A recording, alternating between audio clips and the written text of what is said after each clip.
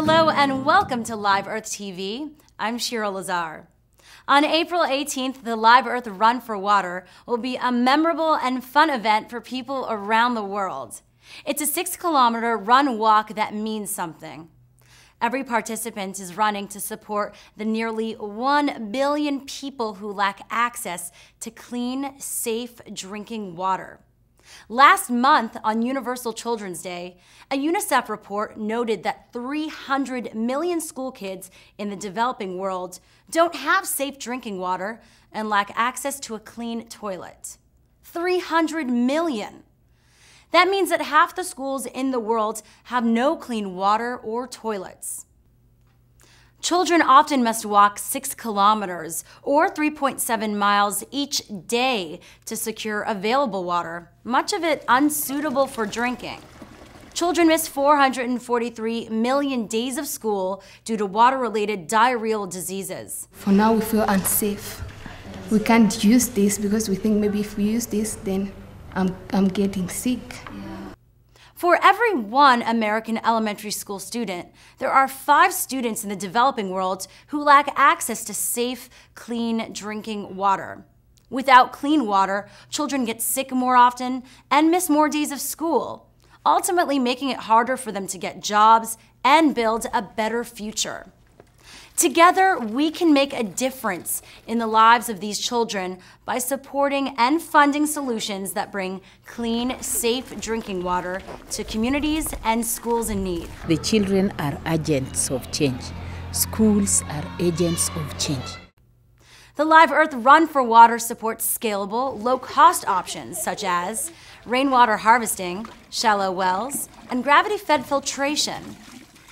Here to talk more about this important issue, we have artist, activist, entrepreneur, and of course, Live Earth supporter, Pete Wentz. Hi, Pete.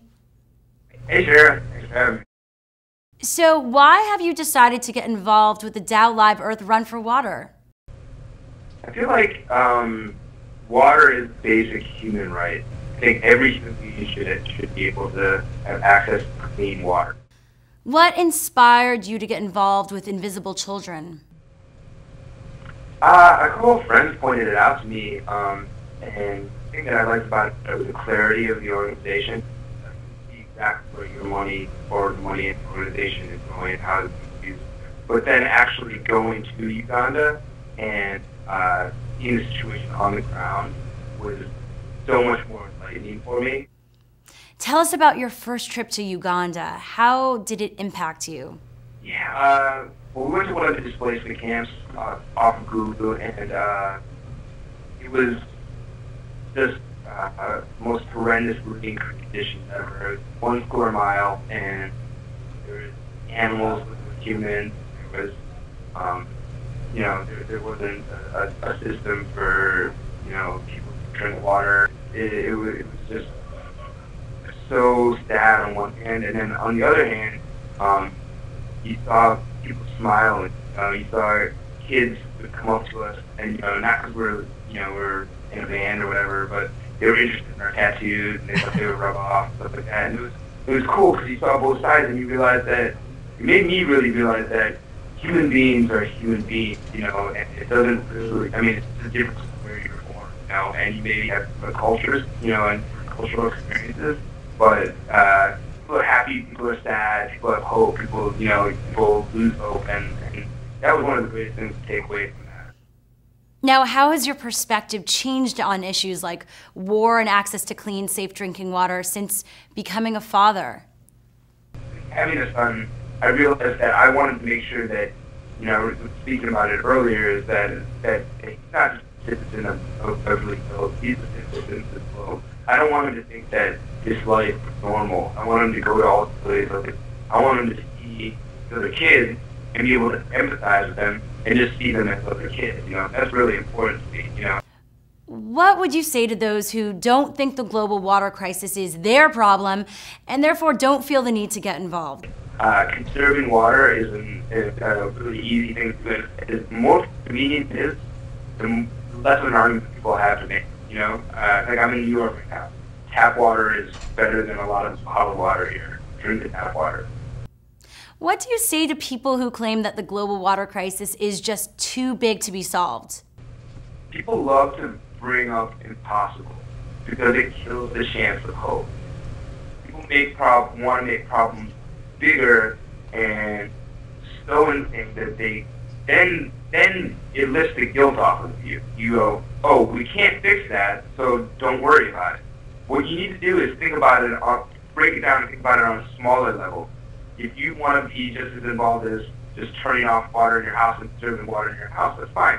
If you want to write to one of your local representatives, you should do that. If you want to go and travel to Africa, you should do that. If you want to get involved in one of these not-for-profit organizations, you should do that, or people who are looking to solve this problem. Well, thanks so much for joining us again, Pete. Hey, thanks for having me here. I really appreciate it. Hope to stay involved. Now, it is up to us to change the world and work toward a better future for us all. Donate to our global network of partner organizations devoted to providing long-term solutions around the world. The global water crisis affects nearly 1 billion people and results in the deaths of 5,000 children every day. So let's all make a difference today. It's easy. Go to liveearth.org/give to learn more and just press donate.